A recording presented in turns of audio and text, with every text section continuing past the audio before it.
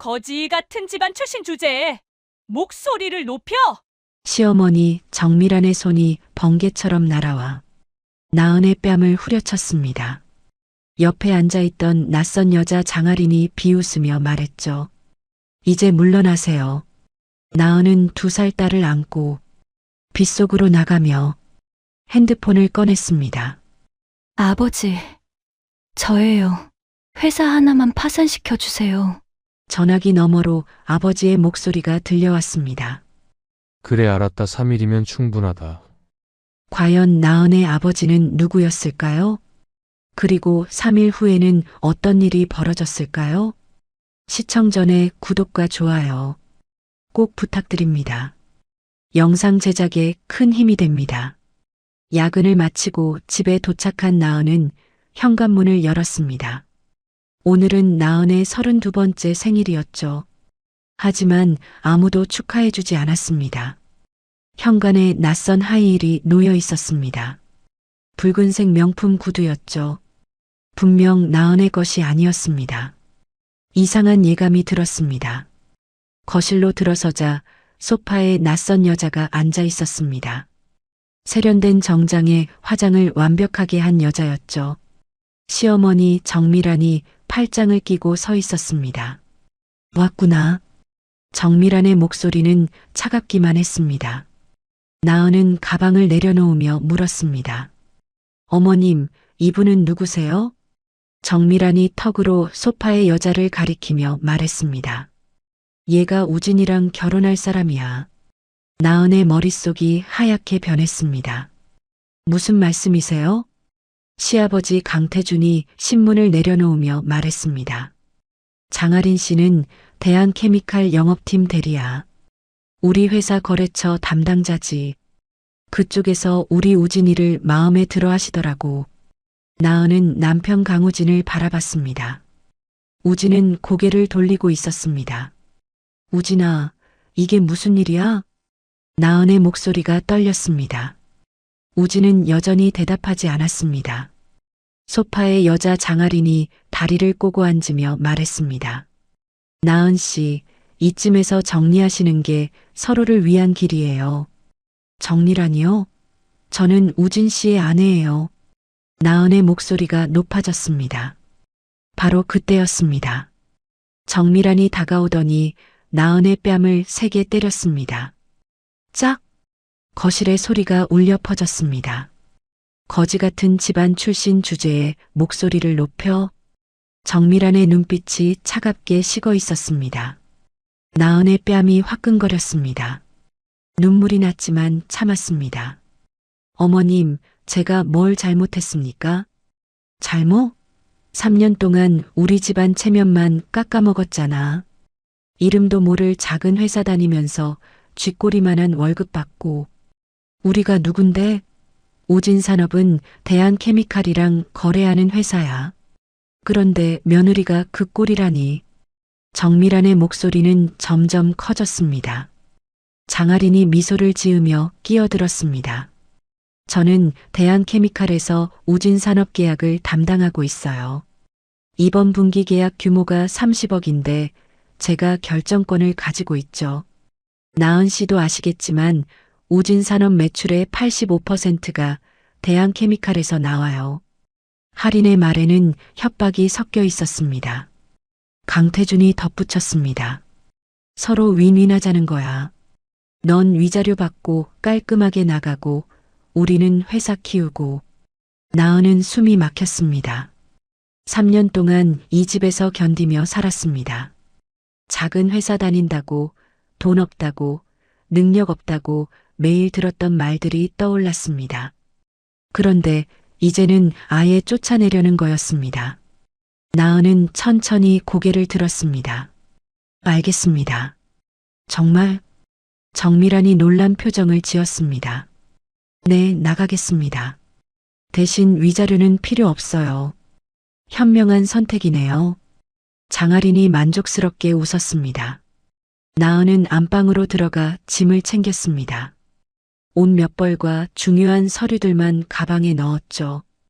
그리고 가장 소중한 것, 잠들어 있는 딸 서아를 조심스럽게 안았습니다. 거실로 나오자 정밀한이 비웃듯 말했습니다. 가난한 집안 사람들은 역시 쉽게 포기하네. 나은은 대답하지 않았습니다. 현관문을 열고 나가려는데 우진이 처음으로 입을 열었습니다. 서한은 두고 가. 나은이 돌아봤습니다. 무슨 소리야? 애는 우리 강씨 집안 사람이잖아. 내가 키울 형편이 돼? 나은의 손이 떨렸습니다. 서한은 제 딸이에요. 그래도 강씨 집안 손녀야. 여기 두고 가라고. 우진의 목소리가 높아졌습니다. 나은은 딸을 더 꽉 안았습니다. 서한은 저랑 갑니다. 그리고 밖으로 나갔습니다. 비가 내리기 시작했습니다. 5월의 차가운 봄비였죠. 나은은 빗속을 걸으며 핸드폰을 꺼냈습니다. 전화번호를 눌렀습니다. 여보세요? 전화기 너머로 익숙한 목소리가 들렸습니다. 아버지, 저예요. 나은아? 무슨 일이니? 아버지 한재윤의 목소리에서 걱정이 묻어났습니다. 나은은 빗물을 닦으며 말했습니다. 회사 하나만 파산시켜주세요. 뭐? 우진산업이요. 3년 동안 제가 살았던 시댁회사예요. 한재윤은 잠시 침묵했습니다. 무슨 일이 있었니? 나중에 말씀드릴게요. 지금은 그냥 해주세요. 딸의 목소리에서 뭔가를 느낀 한재윤이 말했습니다. 알았다. 3일이면 충분하다. 감사합니다, 아버지. 전화를 끊고 나은은 택시를 잡았습니다. 기사님, 한남동으로 가주세요. 택시가 출발했습니다. 빗물이 창문을 두드렸습니다. 나은은 품 안의 딸을 내려다봤습니다. 서한은 평화롭게 잠들어 있었죠. 괜찮아. 엄마가 다 해결할게. 나은은 작게 속삭였습니다. 택시는 강남대로를 달렸습니다. 시댁 식구들은 아직 몰랐습니다. 자신들이 누구를 쫓아냈는지. 한남동 대저택. 대문이 열리고 나은이 들어섰습니다. 집사박 선생이 우산을 들고 마중 나왔습니다. 아가씨, 어서 오세요. 회장님께서 기다리고 계십니다. 나은은 서아를 안고 저택 안으로 들어갔습니다. 거실에서 한재윤이 기다리고 있었습니다. 대한그룹 회장, 업계 5손가락 안에 드는 재벌이었죠. 아버지, 나은의 목소리가 떨렸습니다. 한재윤이 다가와 손녀를 조심스럽게 안았습니다. 서아는 잘 있었니?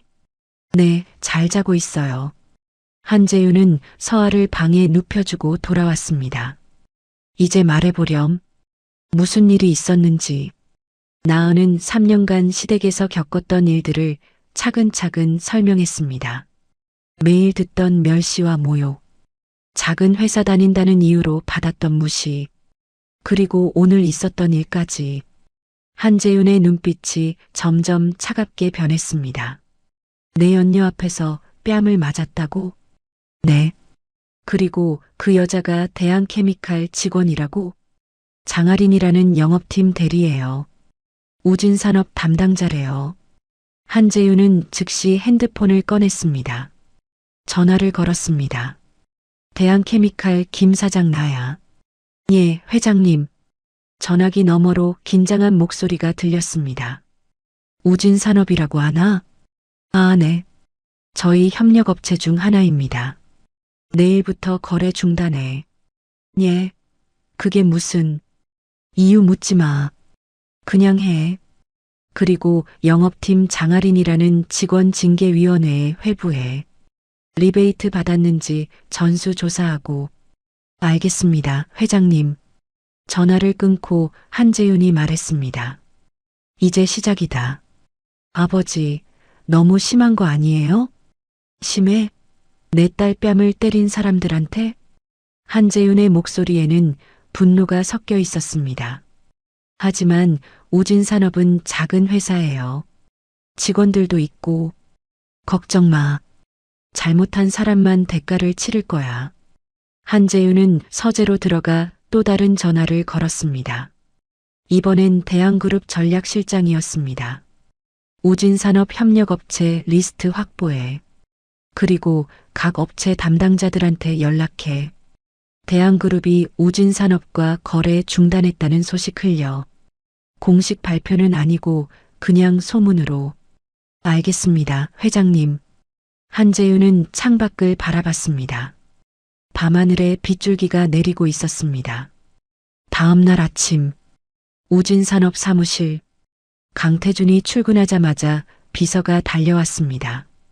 사장님, 대한케미칼에서 연락 왔습니다. 뭐래? 다음 달부터 원자재 공급을 중단하겠답니다. 뭐? 강태준의 얼굴이 하얗게 질렸습니다. 이유는? 이유가 뭐래? 그냥 본사 방침이라고만. 강태준은 즉시 대한케미칼로 전화를 걸었습니다. 김 사장님, 저 우진산업 강태준입니다. 아, 강 사장님. 대한케미칼 김 사장의 목소리가 어색했습니다. 원자재 공급 중단이 무슨 말입니까? 우리 3년 동안 거래했잖습니까? 죄송합니다. 본사 지시사항이라. 본사 지시? 왜요? 우리가 뭘 잘못했습니까? 저도 자세한 이유는 모릅니다. 그냥 위에서 내려온 지시예요. 강 사장님, 다른 협력업체 찾아보시는 게. 전화가 끊겼습니다. 강태준은 멍하니 서 있었습니다. 우진산업 매출의 85%가 대한케미칼에서 나왔습니다. 원자재 공급이 끊기면 생산이 멈춥니다. 납품을 못하면 회사가 망합니다. 오후가 되자 더 큰 충격이 왔습니다. 다른 원자재 업체들에 연락했지만 모두 거절했습니다. 저희는 지금 물량이 꽉 찼습니다. 우진산업이요? 죄송하지만 어렵습니다. 대한그룹이랑 문제 있는 회사는. 마지막 말은 하지 않았지만 의미는 분명했습니다. 소문이 퍼진 것입니다. 대한그룹이 우진산업을 손절했다는 소문이. 저녁 무렵에 강태준은 집에 돌아와 정미란에게 말했습니다. 큰일 났어. 대한케미칼이 거래 중단한대. 뭐? 왜? 이유를 모르겠어. 그냥 본사 방침이래. 하린이한테 물어봐. 그 사람 대한케미칼 직원이잖아. 강태준은 핸드폰을 꺼냈습니다. 하지만 장하린의 전화는 받지 않았습니다. 문자를 보냈습니다. 하린 씨, 대한케미칼에서 거래 중단 통보가 왔는데 무슨 일인가요? 1시간 후 답장이 왔습니다. 죄송합니다. 저도 어제 징계위원회에 회부됐어요. 아무것도 도와드릴 수 없습니다. 강태준은 핸드폰을 놓쳤습니다. 여보, 무슨 일이야? 정미란이 물었습니다. 하린이도 징계받았대. 그럼 우리 회사는 어떻게 되는 거야? 강태준은 대답하지 못했습니다. 우진이 거실로 들어왔습니다. 아버지, 무슨 일이세요? 대한케미칼이 거래 끊었어. 뭐라고요? 우진의 얼굴도 하얗게 질렸습니다. 그럼 회사는요? 모르겠다. 모르겠어. 강태준은 소파에 주저앉았습니다. 그날 밤, 나은에게 법률사무소에서 서류가 도착했습니다. 이혼 소송 통지서였습니다. 우진도 그 서류를 받았습니다. 나은이 먼저 소송을 제기한 것입니다. 우진은 어머니에게 달려갔습니다. 어머니, 나은이가 이혼 소송 걸었어요. 그래, 잘 됐네. 어차피 헤어질 거였잖아. 하지만 하린이도 징계받았고 회사도 위기인데. 정미라는 아들을 노려봤습니다. 그러게 왜 나은이를 쫓아냈냐고. 어머니가 쫓아내라고 하셨잖아요. 뭐? 정미라는 할 말이 없었습니다. 침묵이 흘렀습니다. 그들은 아직 몰랐습니다. 나은이 누구인지, 그리고 자신들이 무엇을 잃었는지. 3일째 되는 날, 우진산업의 거래처들이 하나둘 연락을 끊기 시작했습니다. 은행에서 전화가 왔습니다. 대출금 조기 상환 요청이었습니다. 한재윤이 말한 3일이 지났습니다. 우진산업의 운명은 이미 결정되어 있었습니다. 일주일이 지났습니다.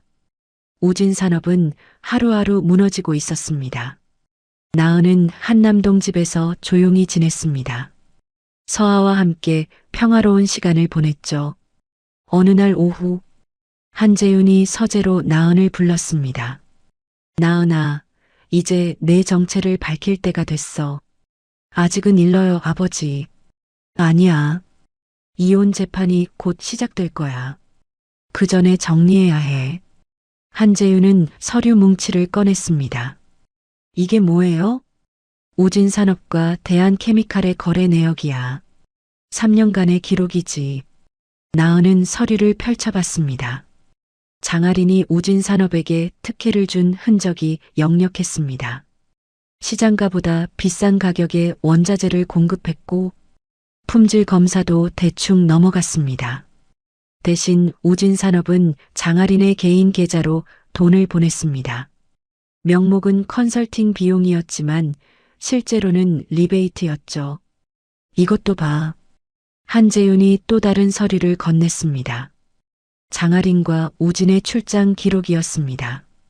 둘은 1년 전부터 같은 호텔에 투숙했습니다.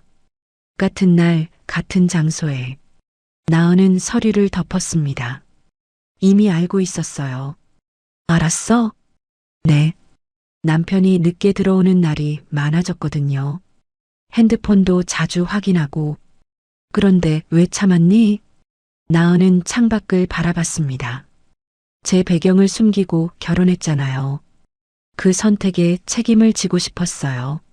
진짜 사람을 보고 싶었고요. 돈이 아니라 저를 사랑하는 사람인지. 시댁 식구들은 돈만 봤어요. 저는 안 봤죠.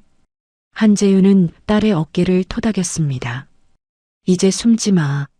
내가 누구인지 보여줄 때야. 어떻게요? 이혼 재판에서 내 신분을 밝혀. 그리고 정당하게 끝내. 나은은 고개를 끄덕였습니다. 그날 저녁, 나은은 3년 전 결혼식을 떠올렸습니다. 상견례 자리에서 한재윤은 평범한 옷을 입고 나타났습니다. 고급차도 타지 않았습니다. 지하철을 타고 왔죠. 정미라는 한재윤을 보자마자 실망한 표정을 지었습니다. 어머님은 뭐 하세요? 아내를 일찍 여의고 혼자 살아요. 아, 그러시구나. 정미란의 목소리에서 무시가 묻어났습니다. 그런데 사돈께서 대한그룹 한재윤 회장님 닮으셨네요? 아, 그분 아세요? 당연하죠. 저희 우진산업이 대한케미칼이랑 거래하는데요. 한재윤 회장님은 업계에서 유명하시잖아요.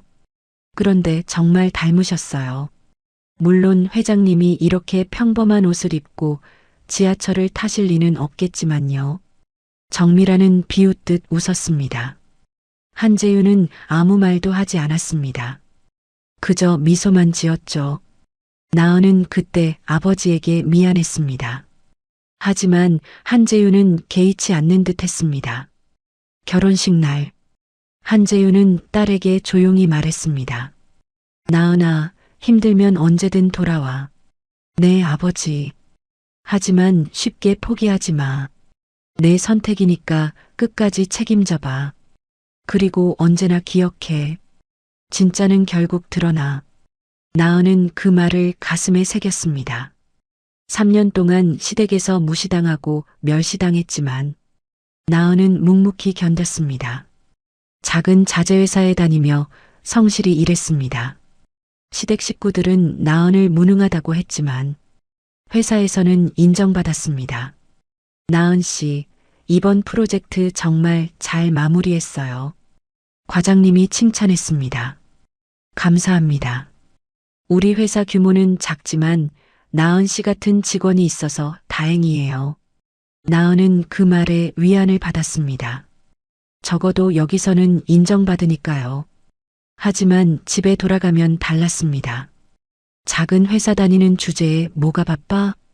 쥐꼬리만한 월급 받으면서 우리 집안이 어떤 집안인데 매일 듣는 말들이었습니다.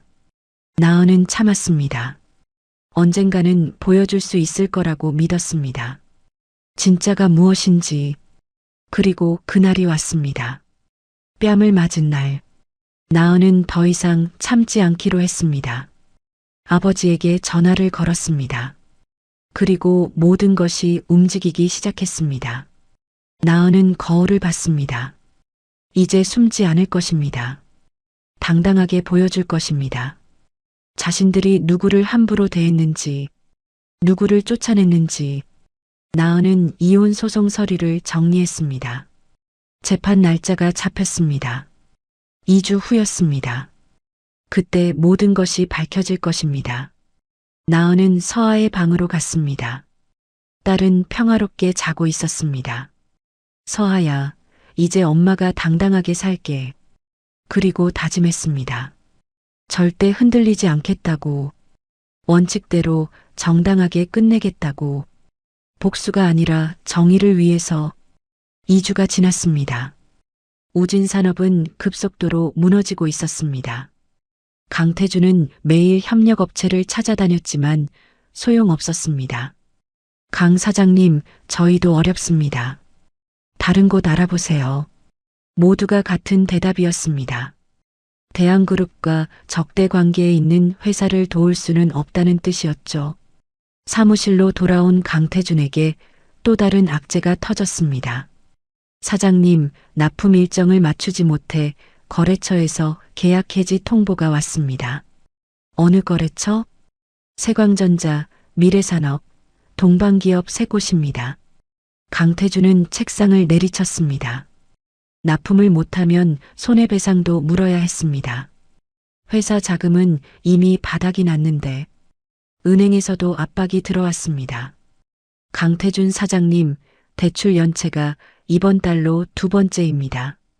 다음 달까지 상환하지 않으시면 담보를 처분하겠습니다. 조금만 기다려 주십시오. 죄송합니다. 은행 방침입니다. 집에서도 상황은 나빠지고 있었습니다. 정미라는 카드가 막혔습니다. 여보, 카드가 안 돼. 당연하지. 한도 초과됐어. 그럼 어떻게 해? 이번 달 모임비도 못 낼 판인데. 지금 그게 중요해? 회사가 망하려고 하는데. 강태준과 정미라는 매일 싸웠습니다.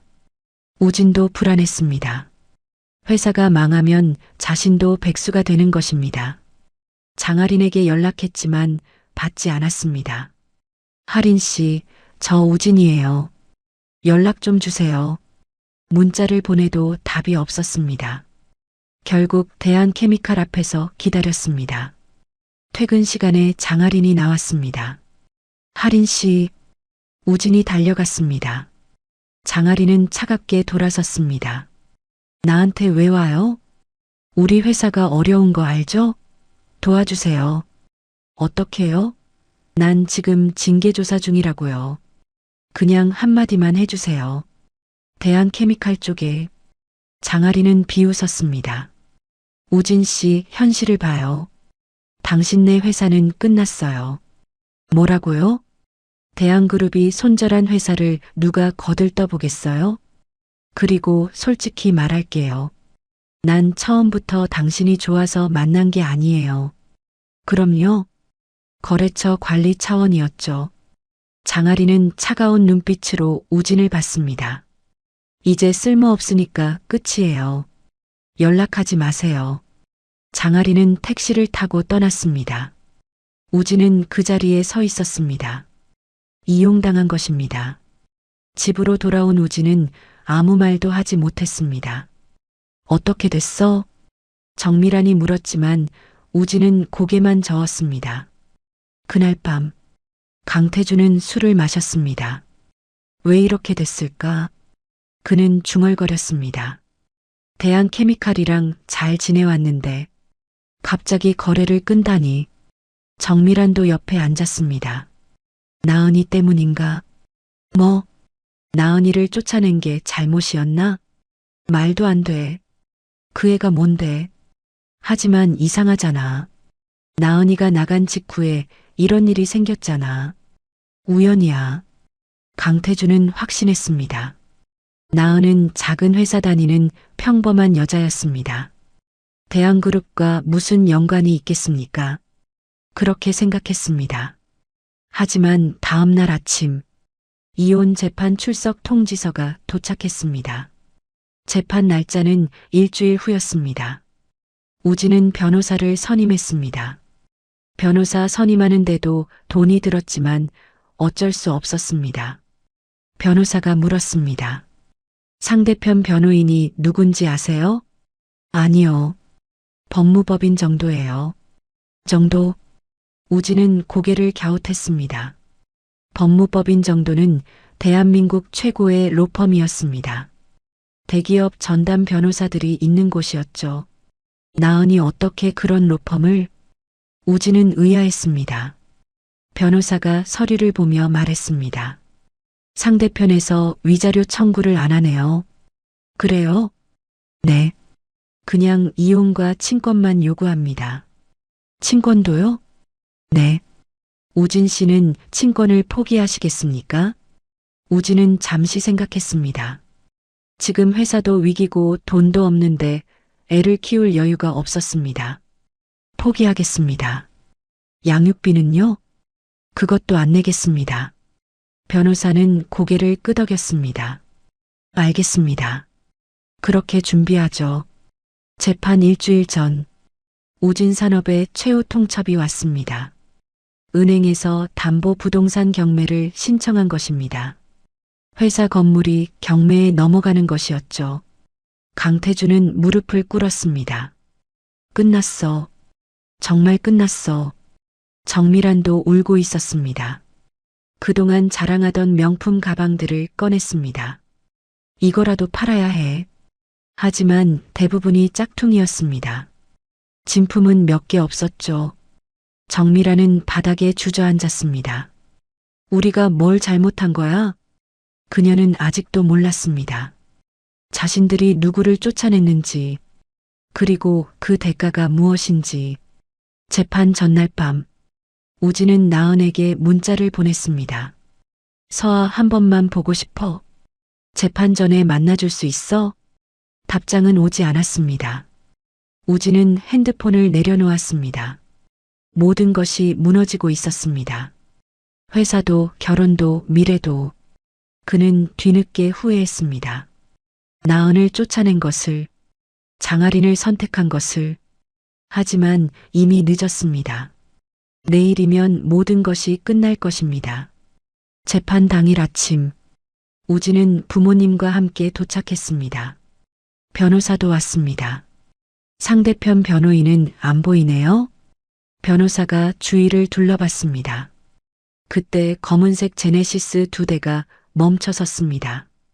차에서 정장을 입은 남자들이 내렸습니다. 법무법인 정도의 변호사들이었습니다. 그리고 마지막으로 나은이 내렸습니다. 깔끔한 정장의 단정한 모습이었죠. 우진은 나은을 봤습니다. 3년간 봐왔던 나은과는 달랐습니다. 당당하고 자신감 넘치는 모습이었죠. 나은아.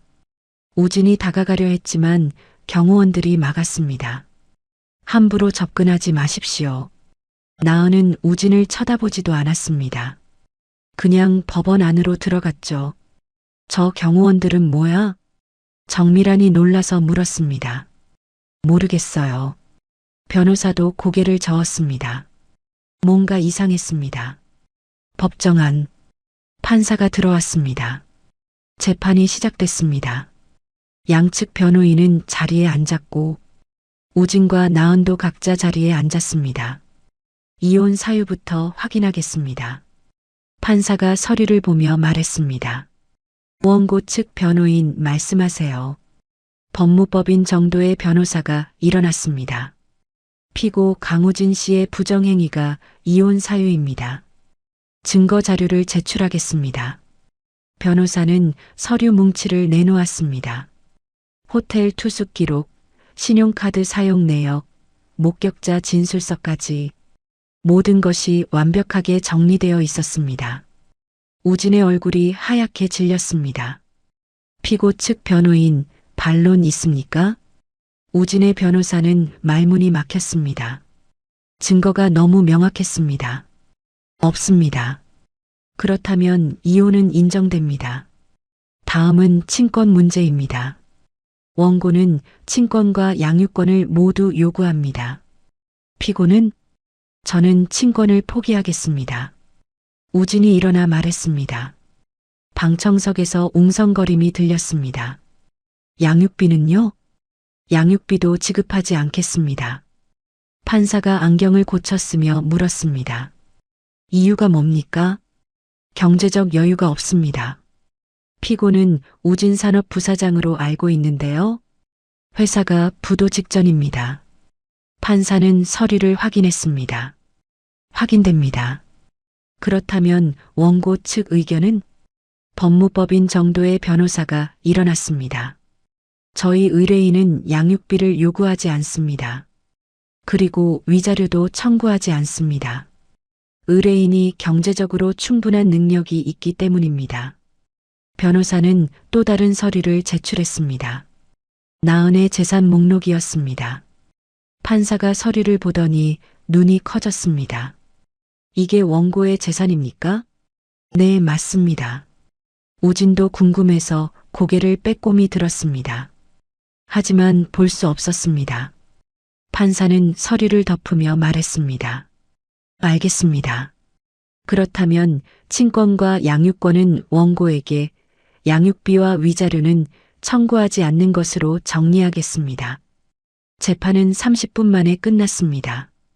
판사가 마지막으로 물었습니다. 양측 모두 이해 없습니까? 없습니다. 나은과 우진이 동시에 대답했습니다. 재판이 끝났습니다.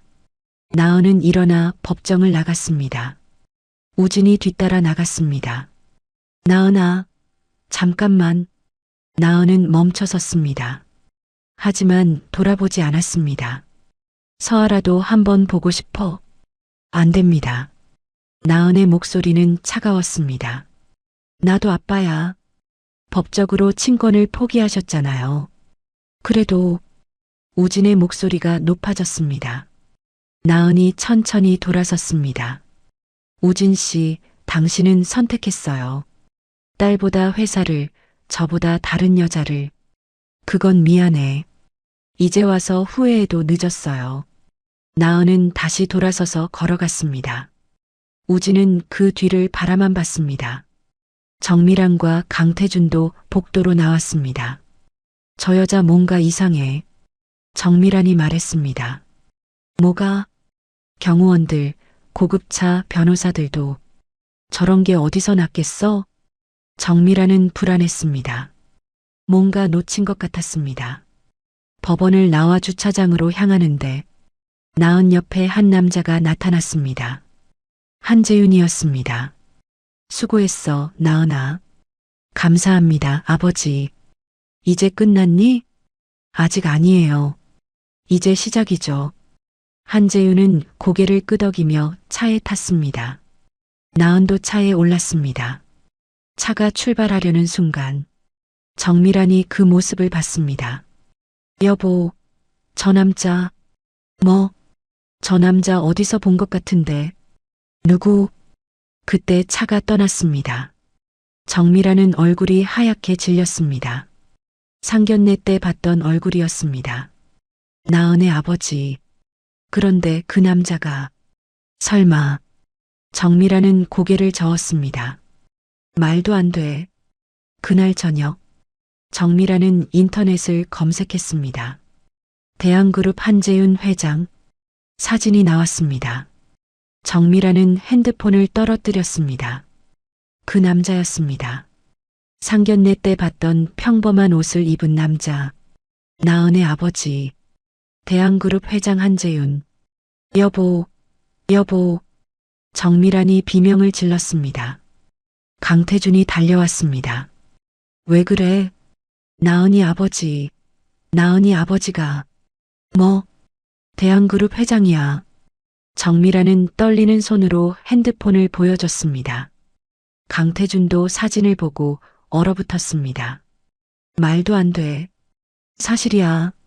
상견례 때 봤잖아. 이 사람이야. 강태준은 주저앉았습니다. 모든 퍼즐이 맞춰졌습니다.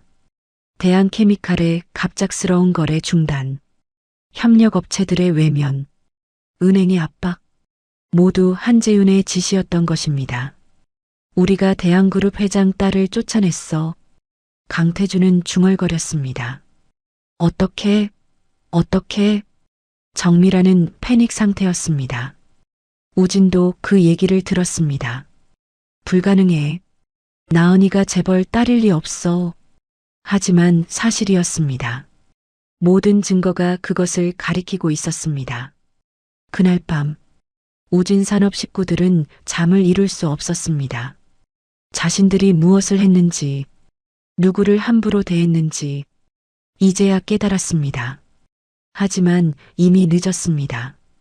돌이킬 수 없는 강을 건넌 것입니다. 판결문이 나오기 일주일 전 우진산업은 공식적으로 부도 처리됐습니다. 직원들은 모두 해고됐고 건물은 경매로 넘어갔습니다. 강태준과 정미라는 빚에 쪼들리게 됐죠. 개인 보증을 섰던 대출 때문이었습니다. 강남의 아파트도 압류됐습니다. 한 달 안에 집을 비워야 했습니다. 어떻게 이럴 수가. 정미라는 텅 빈 거실에 앉아 있었습니다. 가구들은 이미 빚 대신 넘어갔습니다. 우진은 여기저기 이력서를 넣었지만 번번이 거절당했습니다. 대한그룹 블랙리스트에 올랐다는 소문 때문이었죠. 결국 편의점 알바 자리를 구했습니다. 시급 10,000원이었습니다. 판결문이 나오는 날 강태준과 정미라는 법원 앞에 나왔습니다. 나은을 기다렸습니다. 1시간을 기다리자 검은색 차가 도착했습니다. 나은이 내렸습니다. 나은아. 정미란이 달려갔습니다. 하지만 경호원이 막았습니다. 비켜주세요. 며느리잖아요. 이미 남이십니다. 경호원의 목소리는 단호했습니다. 나은아, 우리가 잘못했어. 미안해. 정미라는 울며 소리쳤습니다. 나은은 선글라스를 끼고 있었습니다. 표정을 알 수 없었죠. 제발 한 번만 기회를 줘. 우리 회사 좀 살려줘. 강태준도 무릎을 꿇었습니다. 길 가던 사람들이 쳐다봤습니다. 나은은 멈춰섰습니다. 천천히 선글라스를 벗었습니다. 회사를 살려달라고요? 그래. 너 아버지한테 부탁해줘.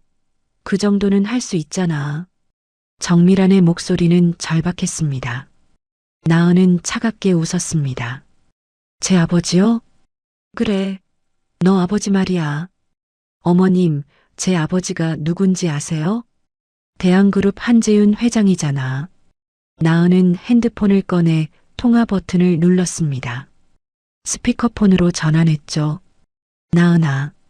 전화기 너머로 한재윤의 목소리가 들렸습니다. 아버지, 지금 법원 앞이에요. 시댁 식구들이 회사 살려달라고 하네요. 한재윤은 잠시 침묵했습니다. 그분들께 전해줘. 내 딸을 함부로 대한 대가가 무엇인지 똑똑히 보라고. 네, 아버지. 전화가 끊겼습니다. 정미란과 강태준은 말문이 막혔습니다. 3일이면 충분하다. 그 말의 의미를 이제야 깨달았습니다. 나은이 전화를 걸고 3일 만에 우진산업이 무너졌던 것입니다. 우리가 대한그룹 회장 딸을 쫓아냈어? 강태준은 중얼거렸습니다. 네, 그러셨죠. 거지 같은 집안이라고 하시면서요. 나은의 목소리는 담담했습니다. 미안해. 정말 미안해.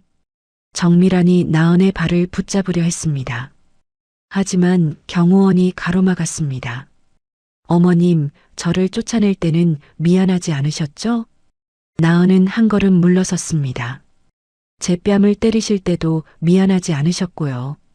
내 연녀 앞에서 거지 같은 집안이라고 하실 때도 미안하지 않으셨잖아요. 나은아, 이제 와서 미안하다고 해서 뭐가 달라지나요? 나은의 눈빛은 차가웠습니다. 우진도 달려왔습니다. 편의점 알바복을 입은 채였습니다. 나은아, 제발. 우진 씨도요. 장아린 씨 선택하실 때 후회 안 하셨죠? 그건 내가 잘못했어. 딸 포기하실 때도 후회 안 하셨고요. 그때는 돈이 없어서 변명은 됐어요. 이제 저희는 남이에요. 나은은 법원 안으로 들어갔습니다. 경호원들이 뒤따랐습니다. 나은아, 나은아. 정밀한의 외침이 뒤에서 들렸지만 나은은 돌아보지 않았습니다. 판결문을 받은 나은은 차에 올랐습니다. 기사님, 출발하세요. 차가 움직였습니다. 창밖으로 무릎 꿇고 있는 시댁 식구들이 보였습니다. 나은은 창문을 올렸습니다. 더 이상 볼 필요가 없었습니다. 그날 저녁에 나은은 한남동 집에서 서아와 저녁을 먹었습니다. 엄마, 맛있어. 서아가 웃으며 말했습니다. 그래, 우리 서아 많이 먹어. 나은도 미소를 지었습니다. 한재윤이 거실로 들어왔습니다. 오늘 어땠니? 법적으로 모두 정리됐어요. 그래, 수고했다. 한재윤은 손녀를 안아들었습니다. 서아야, 할아버지가 맛있는 거 사줄까? 좋아요. 서아가 환하게 웃었습니다. 나은은 그 모습을 보며 생각했습니다. 이제 정말 끝났다고. 법적으로도 감정적으로도 더 이상 시댁과는 아무 관계가 없었습니다. 한편 정미라는 작은 원룸에 앉아 있었습니다. 이사 온 지 일주일 된 곳이었습니다. 강남 아파트에서 작은 원룸으로 천국에서 지옥으로 떨어진 기분이었습니다. 우리가 뭘 잘못한 거지? 정미라는 중얼거렸습니다. 강태준은 대답하지 않았습니다. 그도 알고 있었습니다. 돈만 보고 사람을 판단했던 것, 그리고 가장 소중한 것을 버렸던 것, 후회해도 소용없었습니다. 이미 엎질러진 물이었으니까요. 한 달이 지났습니다. 우진 산업은 완전히 사라졌습니다. 경매로 넘어간 건물은 다른 회사가 인수했습니다. 직원들은 뿔뿔이 흩어졌죠. 강태준은 경비 일자리를 구했습니다. 월급은 200만 원이었습니다. 예전에는 직원들한테 주던 월급보다 적었습니다. 매일 밤 건물을 지키며 강태준은 생각했습니다. 어떻게 이렇게 됐을까? 한때는 사장이었는데 정미라는 더 비참했습니다. 백화점 식품관에서 시식 도우미로 일했습니다. 하루 6시간, 시급 10,000원이었습니다. 손님들에게 고개를 숙이며 시식을 권해야 했죠. 드셔보세요. 정말 맛있어요. 정미란의 목소리는 쥐어짜듯 나왔습니다. 예전에는 백화점에서 쇼핑하던 사람이었습니다. 이제는 시식을 권하는 사람이 됐습니다. 아는 사람이라도 마주칠까봐 두려웠습니다. 어머, 정미란 씨 아니에요? 예전 모임에서 알던 사람이었습니다. 아, 안녕하세요. 정미란은 고개를 숙였습니다. 여기서 뭐 하세요? 이래요. 아, 그러시구나. 우진산업 망했다는 소문 들었어요. 정미란은 대답할 수 없었습니다. 그 여자는 동정 어린 눈빛으로 바라보다 갔습니다. 정미란은 그 자리에서 울고 싶었습니다. 하지만 참았습니다. 울 자격도 없다고 생각했으니까요. 우진은 편의점에서 야간 알바를 했습니다. 밤 10시부터 아침 6시까지였습니다. 손님들은 대부분 술 취한 사람들이었습니다. 야, 담배 줘. 어떤 담배 드릴까요? 그냥 아무거나. 빨리. 우진은 참으며 담배를 건넸습니다. 예전에는 부사장이었습니다. 직원들한테 지시하던 사람이었죠. 이제는 취객들한테 반말을 듣는 알바생이었습니다. 새벽 4시 편의점에 한 여자가 들어왔습니다. 장아린이었습니다.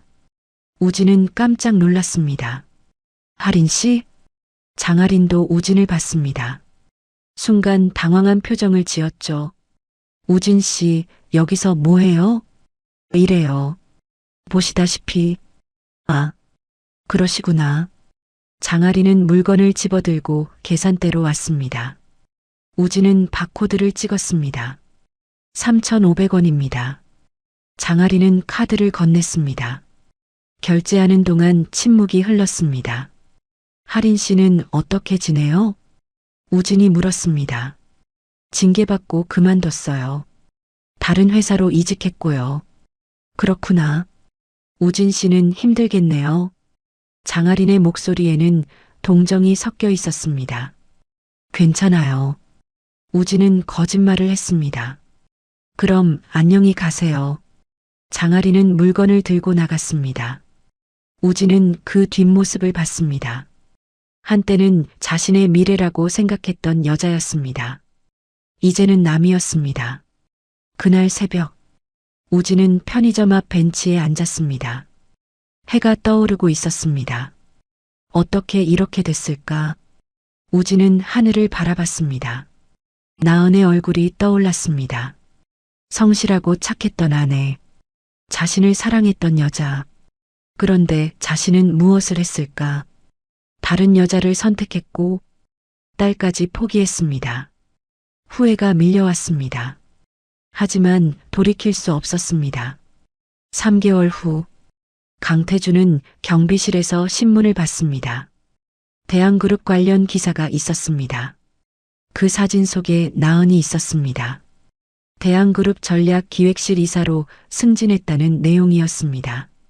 최연소 임원이라고 했습니다. 강태준은 신문을 덮었습니다. 나은은 계속 올라가고 있었습니다. 반면 자신들은 바닥으로 떨어졌습니다. 정미란도 그 기사를 봤습니다. 백화점 휴게실에서였습니다.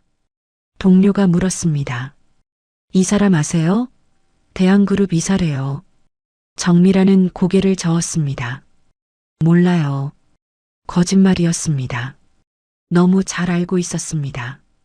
자신이 쫓아낸 며느리였습니다. 뺨을 때렸던 여자였습니다. 정미란은 화장실로 갔습니다. 거울을 봤습니다. 초췌한 얼굴이 비쳤습니다. 주름이 늘었고 머리카락도 빠졌습니다.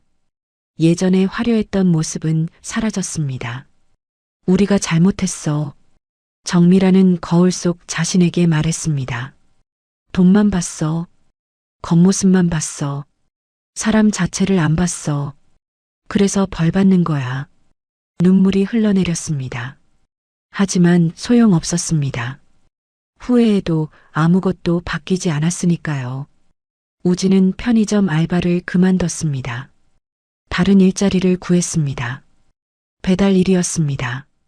오토바이를 타고 음식을 배달했죠.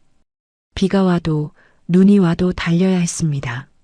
어느 날 배달을 가던 중 신호등에 멈춰 섰습니다. 옆 차선에 검은색 제네시스가 섰습니다. 뒷좌석 창문이 열렸습니다. 나은이 보였습니다. 서아를 안고 있었습니다. 우진은 숨이 멎었습니다. 나은아, 소리치려 했지만 목소리가 나오지 않았습니다. 신호등이 바뀌었습니다. 제네시스가 출발했습니다. 우진은 그 차를 바라봤습니다. 멀어지는 차 속에 자신의 딸이 있었습니다. 하지만 더 이상 자신의 딸이 아니었습니다. 우진은 헬멧 속에서 울었습니다. 아무도 보지 못하게. 그날 밤 우진은 원룸에 돌아왔습니다. 우진은 침대에 누웠습니다. 천장을 바라봤습니다. 삶이 이렇게 빨리 무너질 수 있구나. 이제는 자신의 곁에 아무것도 없었습니다. 모두 자신이 선택한 결과였습니다. 나은이 대신 장아린을 선택했고 가족보다 돈을 선택했습니다.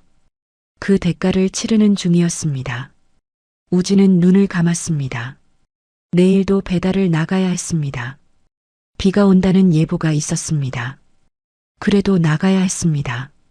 돈을 벌어야 했으니까요.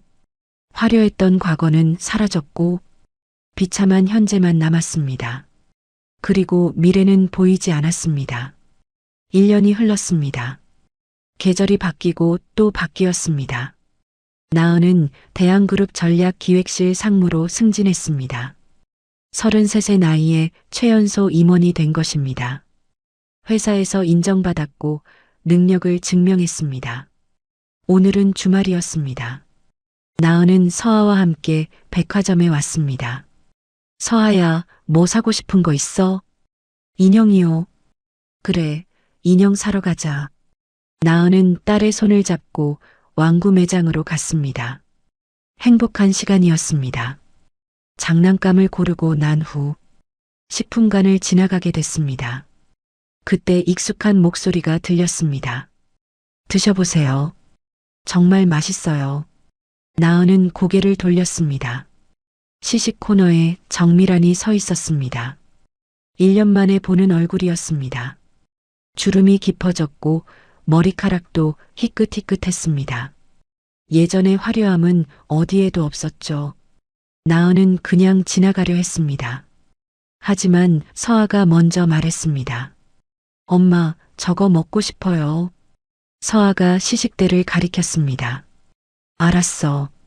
나은은 시식대로 다가갔습니다. 정미라는 손님을 맞으려다 나은을 봤습니다. 얼굴이 하얗게 질렸습니다. 나은아? 정미란의 목소리가 떨렸습니다. 나은은 무표정하게 시식 음식을 집어 서아에게 줬습니다. 맛있니? 응, 맛있어요. 서아가 웃으며 대답했습니다. 나은아, 잠깐만. 정미란이 다가오려 했습니다. 나은은 한 걸음 물러섰습니다. 죄송한데 누구세요? 나은의 목소리는 차가웠습니다. 나야. 나 정미란이야. 아, 모르는 분이신데요. 나은은 서아의 손을 잡고 돌아섰습니다. 나은아, 제발. 정미란의 목소리가 뒤에서 들렸습니다. 우리 잘못했어. 정말 미안해. 나은은 걸음을 멈추지 않았습니다.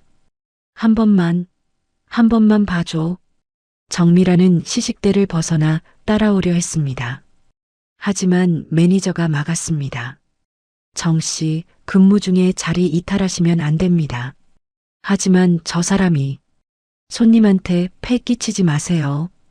정미란은 그 자리에 서야 했습니다. 나은은 뒤돌아보지 않고 갔습니다.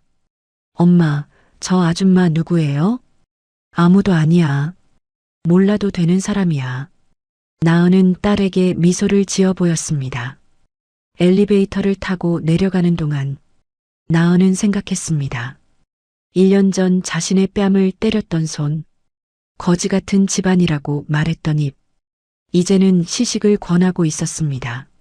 나은은 감정이 동하지 않았습니다. 동정도 연민도 없었습니다. 그저 남이었습니다. 저녁에 한남동 집에서 가족이 모였습니다. 오늘 시어머니 봤어요. 나은이 저녁을 먹으며 말했습니다. 어디서? 백화점이요. 시식 도우미 하더라고요. 어떻게 했니? 모르는 사람이라고 했어요. 한재윤은 고개를 끄덕였습니다. 잘했어. 더 이상 내 삶에 들어올 필요 없어. 네, 아버지. 그런데 나은아. 네. 후회하지 않니? 그렇게 만든 것. 나은은 잠시 생각했습니다. 후회 안 해요. 저는 아무것도 안 했어요. 그냥 아버지한테 전화했을 뿐이에요. 한재윤은 미소를 지었습니다. 그래, 맞아. 넌 아무것도 안 했어. 그들이 스스로 무너진 거지. 나은도 고개를 끄덕였습니다. 잘못을 저지르면 대가를 치르는 법이었습니다. 정미라는 나은을 함부로 대했고 뺨까지 때렸습니다. 강태주는 며느리를 사람 취급하지 않았고 우진은 아내와 딸을 버렸습니다. 그 대가를 치르는 중이었습니다. 며칠 후 나은은 회사에서 보고서를 작성하고 있었습니다. 비서가 들어왔습니다. 상무님, 택배 왔습니다. 여기 놔주세요. 비서가 나가고 나은은 택배를 열었습니다. 편지 한 통이 들어 있었습니다. 정미란의 필체였습니다. 나은아, 정말 미안해. 우리가 너무 잘못했어. 돈만 보고 사람을 안 봤어. 내가 얼마나 좋은 사람인지 몰랐어. 이제 와서 하는 말이지만 넌 정말 훌륭한 며느리였어. 미안해. 정말 미안해. 용서는 바라지 않아. 그냥 미안하다는 말만 하고 싶었어. 나은은 편지를 읽고 서랍에 넣었습니다. 답장은 하지 않았습니다. 필요 없었으니까요. 퇴근 후 나은은 서아를 데리러 어린이집에 갔습니다. 엄마, 서아가 뛰어왔습니다. 우리 공주님, 오늘 하루 어땠어? 재밌었어요. 친구들이랑 놀았어요. 그래, 엄마한테 이야기해 줄래? 응. 차를 타고 집으로 가는 길, 나은은 백미러로 딸을 봤습니다. 카시트에 앉아 노래를 부르고 있었습니다. 행복해 보였습니다. 나은도 행복했습니다. 이제 과거는 정말 끝났습니다. 새로운 삶이 시작됐고 앞으로 나아가고 있었습니다. 그날 밤에 한재윤이 서재에서 나은을 불렀습니다. 나은아, 들어와 보렴. 네, 아버지. 나은은 서재로 들어갔습니다. 한재윤이 물었습니다. 1년 전 내가 한 말 기억하니? 어떤 말씀이요? 3일이면 충분하다고 했잖아. 네, 기억해요.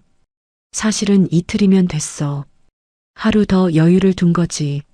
나은은 웃었습니다. 아버지는 역시 대단하세요. 아니야. 나는 그냥 전화 몇 통 했을 뿐이야. 무너진 건 그들 스스로야. 기반이 약했으니까. 나은은 고개를 끄덕였습니다.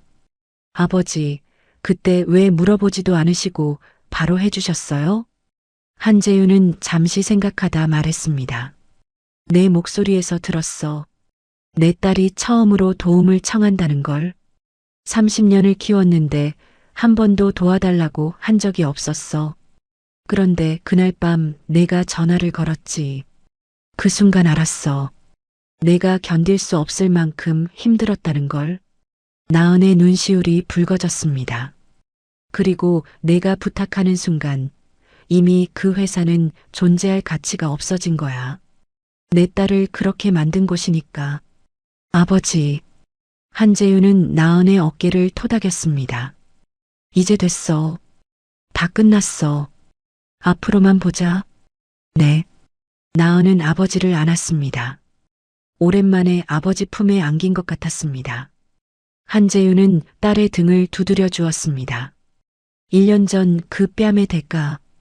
우진산업은 파산했고 시댁 식구들은 모두 밑바닥으로 떨어졌습니다. 나은은 복수를 한 것이 아니었습니다. 그저 전화 한 통을 걸었을 뿐이었죠. 하지만 그 전화 한 통이 모든 것을 바꿔놓았습니다. 왜냐하면 나은은 처음부터 힘이 있었으니까요. 시댁 식구들은 그것을 몰랐습니다. 겉모습만 보고 판단했으니까요. 그리고 대가를 치렀습니다. 나은은 창밖을 바라봤습니다. 서울의 야경이 아름답게 펼쳐져 있었습니다. 저 어딘가에서 시댁 식구들도 밤을 보내고 있겠죠. 하지만 나은은 더 이상 신경 쓰지 않았습니다. 남의 일이었으니까요. 나은은 서아의 방으로 갔습니다. 딸은 평화롭게 자고 있었습니다. 엄마가 너를 지켜줄게. 누구도 우리를 무시하지 못하게. 그리고 조용히 방을 나왔습니다. 새로운 내일이 기다리고 있었습니다. 과거는 과거로 남기고 미래만 바라보며 살아갈 것입니다. 당당하게, 떳떳하게. 이것이 나은의 선택이었습니다. 그리고 그 선택은 옳았습니다. 오늘 이야기가 좋으셨다면 구독과 좋아요, 알람 설정 잊지 마시고 소중한 댓글 하나가 큰 힘이 됩니다. 시청해 주셔서 진심으로 감사드립니다.